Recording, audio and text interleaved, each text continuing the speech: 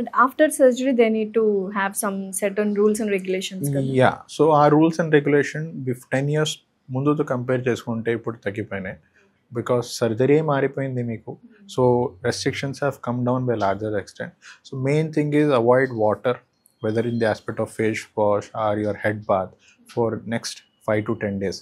Okay 10 days తర్వాత you can do head bath also and medications are the main theme here surgery చేయడం ఒక part then patients drops use చేయడం ఒక part so drops ఏదైతే మనం advice చేస్తాం ఒక ప్రాపర్లీ వాడితే then it will be very good healing తొందరగా అయిపోతుంది. Okay.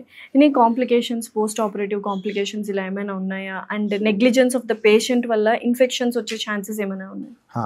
నెగ్లిజెన్స్తో start first cataract operation చేయించుకోవడంలో అసరత్ చేసిన వాళ్ళకి కాంప్లికేటెడ్ క్యాటరాక్ట్స్తో వస్తారు.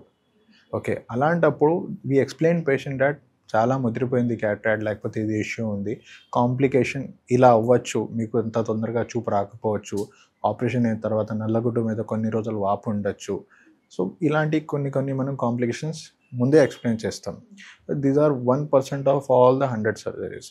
అండ్ సెకండ్ థింగ్ మీకు పోస్ట్ ఆపరేటివ్లీ మనం చెప్పిన తర్వాత కూడా పేషెంట్ ఎవరైనా ఇప్పుడు this can be seen in patients who comes from villages. Okay so a cloth పడితే దాంతో క్లీన్ చేసేయడం లేకపోతే నీళ్ళ గురించి పెద్దగా పట్టించుకోకపోవడం సో అలాంటప్పుడు చేస్తే పోస్ట్ ఆపరేటివ్ ఇన్ఫెక్షన్ వచ్చే అవకాశం ఉంటుంది. ఓకే సో అవి కొంచెం జాగ్రత్తగా first 2 weeks are very important generally దాని తర్వాత రాదు.